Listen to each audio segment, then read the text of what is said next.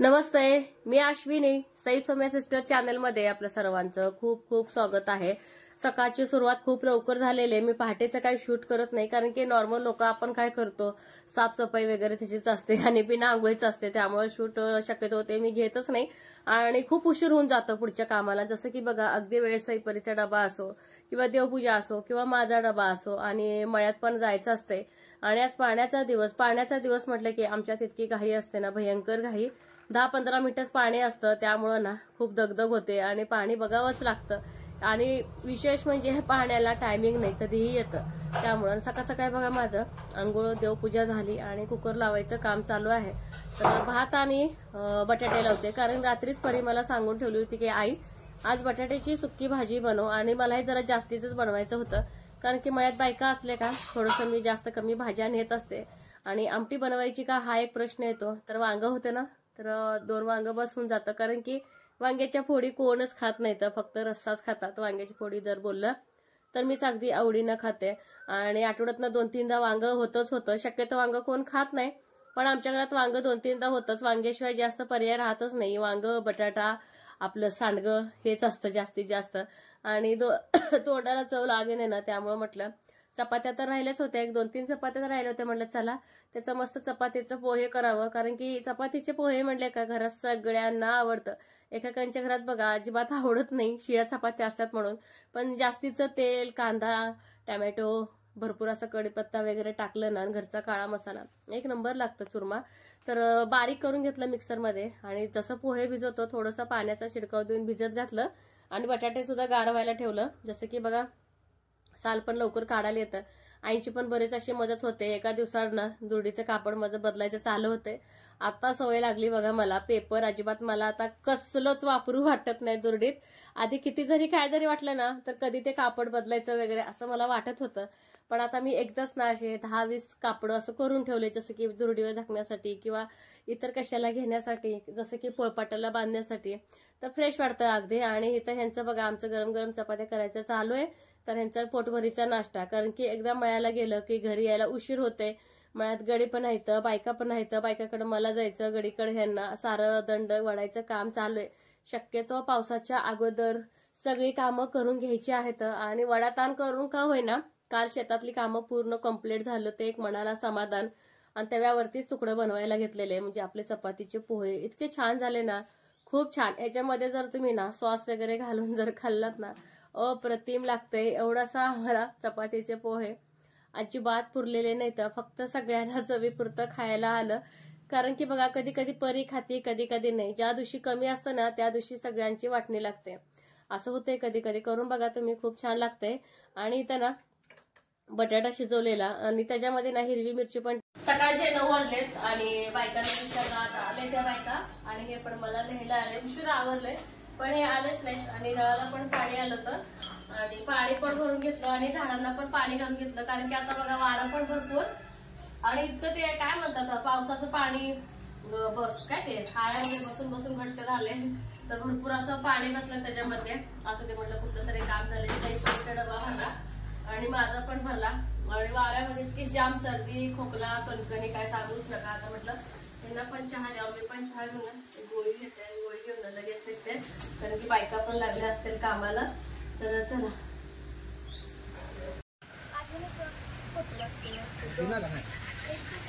कशाला फोटो लागते ग? 5ला येते का बाळा बरोबर? होय हो, चला लय उशीर होते. लगेच चल, तुला मळ्याला येते. चल चल, तुला मळ्याला सवय लावते.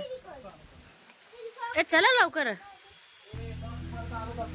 आणि असं वारं सुटते ना, भयानक वारं चालू आहे. त्या वाराने सगळं आजारी पडतोय. वारं भयानक वारं. लकी चल, लकी येतोस काय? चल, तुला चालायला येते ना? नाही, राहू दे राहू दे ना, तर चप्पल घालून जा, चप्पल घालून जा मग. हा, परत वापर. कुठं बाहेर जाताना वापरायचं बाबू. हा,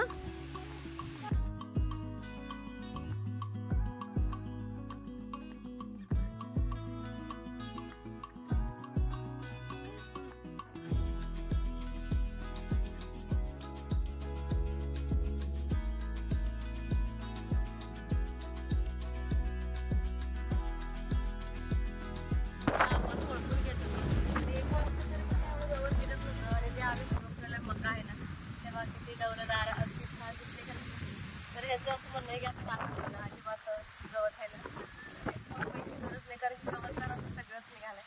आता युरिया आणि पाणी द्यायचं नाही, पाऊस नाही तर पाणीच नाही, पाणी द्यायचे 2-4 दिवसात. पाऊस नाही तर वारं इतकं सुटलंय ना भयानक. आणि हेच दुसरे गवत नाही तर ताप देते परत तुरीमध्ये नुसतं थैमान होतं साहेब, त्याच पद्धतीने होऊ नये यासाठी ती काळजी चालली. ते फवारणी करायची काय बागेत गवत काढून गवत त्यांच्यात बी खूप तिकडचं वारण येतं इकडं. वारण कसं येतंय? मी वारण येते खरं नाही हो, घरचं ट्रॅक्टर बरं आहे. चला आता मी पण लागते आता खुरपायला. सगळ्यांच्या बरोबर न खुरपले की सारं बरोबर लागते, तर नाही तर सगळं चुका मग पुढं मग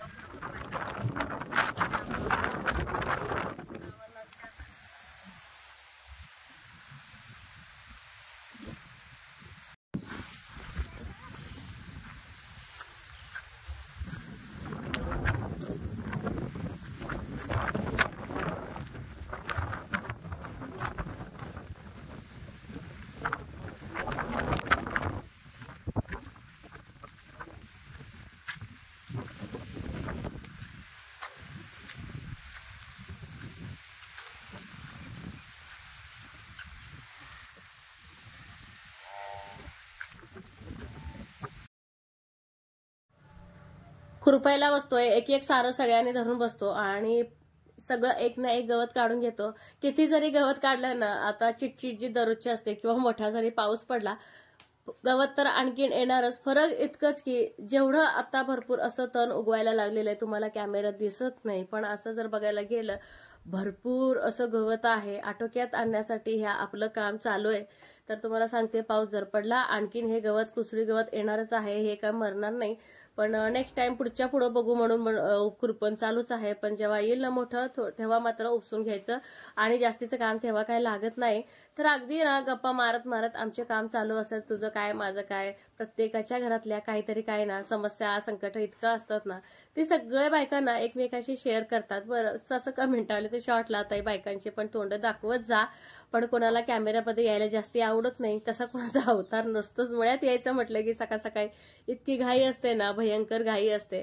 उठलं की 4 चपात्या बनवायचं, जनावरांचं बघायचं, लेकरांचं बघायचं आणि कामाच्या ओढीनं बायका अगदी टायमार येतात. जसं की आता मी बघा सईपरीचं वगैरे करायचं असतं पण अर्धा तास लेट येते, तसं त्यांना अजिबात चालत नाही, टायमिंगला यावंच लागतं. दुपारचे ना 3 वाजलेत आणि मी 3 वाजता काम बंद केलं. 4 वाजता काम संपतंय आपलं. म्हटलं खूप त्रास व्हायला लागले वाऱ्याचा, म्हटलं स्कार्फ पण काढायला नको, तर इथं निवांत बसले बायका झाडाखाली. आणखीन 1 तासाचं काम आहे, दुपारगी काम करतो ना. आज आपलं मका खुरपणी होते, हे बघा. तर बायका आहेत म्हटले त्यांना दुपारचं थांबा तुम्ही. तर मला जर जास्त जाम सर्दी नसती तर मी पण त्यांच्याबरोबर केले असते, पण ठीक आहे 1 तास आहे आणि माझी काही एवढी गरज भासणार नाही, कारण की सारं मी आधी मोजून घेते.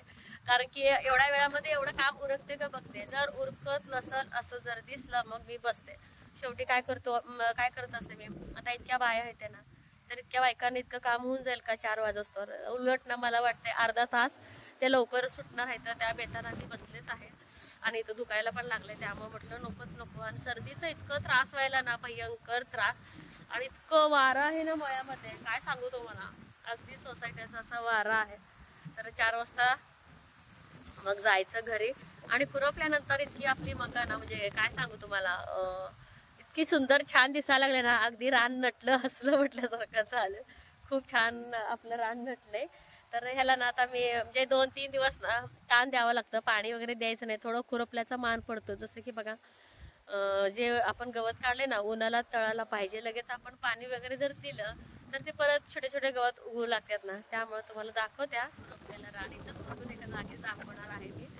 हे बघा आपलं रान अगदी नटलंय आणि आता किती सुंदर छान दिसतंय. दरवर्षी आपण कोळपणीनं खुरपत होतो तरी पण गवत निघत नव्हतं. गेल्या वर्षीचा ब्लॉग बऱ्याच ताई बघितलेत बघा, तुरीमध्ये इतकं कुसळी गवत होतं ना, विचारायची सोय नाही. आत त्यात काय लपलं आहे हे सुद्धा कळत नव्हतं, इतकं आम्ही रिस्क घेऊन काढलं होतं. आता बघा किती सुंदर छान दिसतंय. आणि शेजारी आमच्या इथं ना, अगदी शेजारीच आहे डाळिंबाची बाग आहे, इथं पण त्यांचं काम चाललंय, मशनीनं गवत काढायचं काम चाललंय. तर बरे डाळिंब लागले छोटे छोटे छोटे छोटे. आणि इकडचं आपलं रान आहे, खालीपर्यंत आपली मका आहे. आणि आपण परवा दिवशी खुरपलेली मका या बाजूला आहे, या बाजूला मळ्यातल्या घरी यायला 4:30 वाजले. तर आल्या मस्त आमच्या आईने चहा ठेवला होता. आई तर चहा प्यायला इतकं भारी वाटलं ना. आणि आई पण कसं कळालं का माहिती आईनं माझं मन, कारण की इतकं कणकणी आणि कंठाळा इतका आला होता आणि अंगदुखी काय सांगूच नका तुम्ही. तर चहा घेतला. तर आईने झाडून काढलं होतं आले कामाला लागते की काय म्हणून. आणि भांडी राहू द्या म्हटलं आईला, दुपारची जेवणाची भांडी 4 वाजता घासतो ना आम्ही. तर चहाच्या बरोबर ती मग मी भांडी वगैरे घासली आणि तुम्हाला सांगते 10-15 मिनिटं झोपली. तिथून तयार झाले आणि म्हटलं चला तुमच्याशी बोलावं सईपरी यायच्या अगोदर. तर 5:30ला सईपरी येतात, 5:15 वाजलेले आहेत. तर वहिनीनं चॅनल काढून दे अशी कमेंट येते. सहसा मी ना मोठ्या ब्लॉगला कमेंटचे उत्तर देते. शॉर्टला कसं व्हायला लागलंय कमेंट देता म्हणजे कमेंटची उत्तर देता येत नाही, तर जास्त असतात कमेंट, त्यामुळं मग ते काय होतं देता येत नाही. पण ब्लॉगचे मात्र मी देते कमेंटचे उत्तर. तर वहिनी चॅनल काढायला काय हरकत नाही, उलट वहिनींच्या जवळ इतके छान कंटेंट आहेत. आणि माहेरचं बसून बघायला कोणाला आवडणार नाही, मला माझ्या बहिणीनं म्हणा सगळ्यांनाच आवडणार ना ब्लॉग बघायला. रोज ताई अण्णा दिसणार, वहिनी दिसणार, भाऊ दिसणार, म्हणजे 3 भाचे दिसणार गोड, त्यांची मजा मस्ती बडबड, त्यांचं ते एक नंबर सगळ्याच गोष्टी. पण काय होतंय वहिनींना खूप लोड आहे. जसं की बघा श्रद्धू खूप लहान आहे आणि तुम्हाला सांगते तिघींच्या आता ह्या वर्षी श्रद्धाला शाळेत घालायचं आहे आणि तिघींच्या शाळेच्या वेळा ना म्हणजे काय म्हणतात त्याला एकच नाहीये, तर वेगवेगळे वेळा आहेत. त्यांचे डबे नाश्ता तुम्हाला माहिती आहे. दररोज सोलापूरमध्ये आमच्यात नाश्ता असतो, अण्णांना द्यावा लागतो 8:30च्या दरम्यान. परत स्वयंपाक इतकं घाई असते. आणि विशेष म्हणजे भाऊच्या मुली आहेत ना इंग्लिश शाळेत म्हणजे इंग्लिश मिडियमच्या शाळेत शिकतात, कॉन्व्हेंट शाळेमध्ये आहेत ते. आणि त्यांचा अभ्यास इतकं लोड असतं ना माझ्या वहिनीना, भरपूर असं लोड असतं आता तर ह्या दिवसामध्ये. आणि त्याच्यामध्ये वहिनी वेळ कधी काढणार, स्वतःला कधी वेळ देणार. मग माझी वहिनी कसं असते 2 ते 3 या दरम्यानच फ्री असते. परत तिचं 3 वाजेपासून जी कामं चालू असतात आणि पोरींच्या शाळेचं चालू असतं ते रात्री झोपेस्तोवर चालू असतं. आणि दोघींचा अभ्यास घ्यावा लागतो, जसं की स्वराचं पण घ्यावं लागतं आणि अक्षराचं पण घ्यावं लागतं. आता प्लस श्रद्धा पण यावर्षी शाळेला जाणार आहे, तिचं पण असतो. त्यामुळे ना वहिनीला चॅनेल काढता येत नाही. तर वहिनीला चॅनेलसाठी फुल सपोर्ट आहे माझा तरी.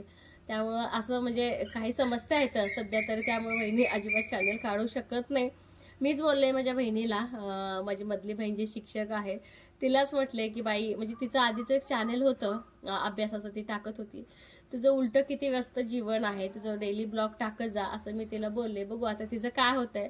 तर ती जेव्हा ती व्हिडिओ टाकत राहील ना त्यावेळेस मी तुम्हाला सांगते. कारण कालच विषय झाला तिचा माझा की ताई म्हणजे तू टाक तू पण ब्लॉग, असं माझं तर असं चाललं होतं. पण ती पण असंच म्हणत होती की आशू मला बिलकुल जमत नाही. तिला पण बघा 4 डबे सासऱ्यांचं बघायचं असते. परत सासू तिचे 1 वर्षापूर्वी गेलेत ना, ते आहे भरपूर असं लोड असते. सगळे शाळेला पटापट 9च्या आत पळतात. तर दाखव म्हणलं तुझं हे रुटीन, बघू आता काय होतंय तिचं. तर चला सईपर यायच्या अगोदर ना थोडं मला पॉपकॉर्न करून घ्यायचे आहेत. मला पण ते तोंडाला चव नसल्यासारखं झालंय. आणि आल्याला दोघींना चहा दूध देत असते आणि म्हटलं चला पोरींना खुश करावं. पॉपकॉर्न आणि आपल्या ताई दिलेल्या होत्या आहेत म्हटलं घरी, आणि इतकं टेस्टी पॉपकॉर्न आहेत ना ते खूप. फक्त विकतवालं कसं डायरेक्ट आपण कुकरमध्ये किंवा कढईत आपण घालतो आणि 5 मिनिटं विना शिट्टीत ठेवतो. पण ह्याला प्रक्रिया असते, तेल घालायचं तुम्हाला आवडीनुसार, जिरे मोहरी टाका, हळद टाका, मीठ टाका. आणि जे कॉर्न आहे ते एकसारखं ना म्हणजे काय म्हणतात जोपर्यंत एखादी चटचट उडत नाही तोपर्यंत आपलं ते हलवत राहायचं आणि कुकरचं टोपण लावायचं. पोरींच्या आवडतीचं काय तर करायचं म्हटलं की मध्ये इतकं असतं नाही झालं काय. जेव्हा आपलं काय काम असतं तेव्हा मात्र यायला नकार असतो, पण अशा वेळेस मात्र 2-2 मिनिटाला यायचं. पण इतकं हे झटपट होतं ना आपलं हे पॉपकॉर्न, खूप अति झटपट होतं. कुकरचं झाकण लावलं म्हटलं की आपले पॉपकॉर्न अगदी तयार होऊन जातात.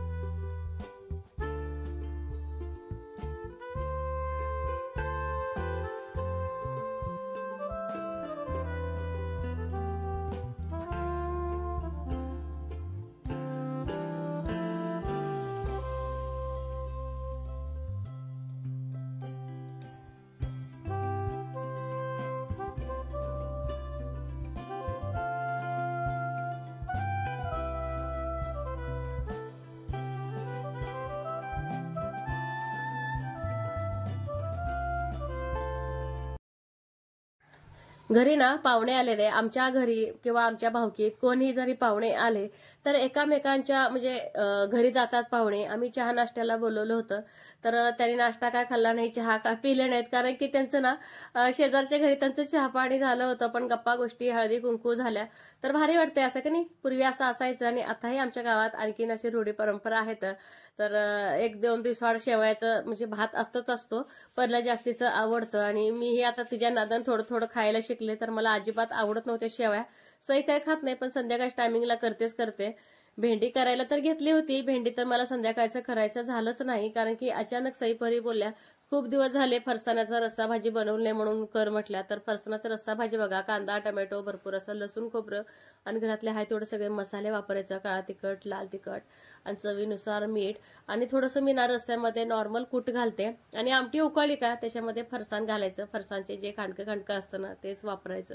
खूप छान रस्सा भाजी लागते. एखाद्या वेळेस ना घरात पाव किंवा ब्रेड जर शिल्लक असेल तर जसं आपण मिसळ करतो ना, फक्त ह्याच्यामध्ये ना मटकी नसणार आहे, पण ब्रेड आणि पाव ह्या रस्स्याबरोबर पण इतकं अप्रतिम लागतं ना. तुम्ही बघा, झटपट जेव्हा तुमची मुलं मागत असतील त्यावेळेस तुम्ही असंही जरी मिसळ करून दिलं तर खूप एक नंबरच लागतं आणि चवीला तर भन्नाटच. लिंबू घ्यायचं फक्त खाण्यासाठी आणि संध्याकाळच्या स्वयंपाकाला शक्यतो भाकरी असतेच असते. कसा वाटला आजचा ब्लॉग हे मात्र सांगायला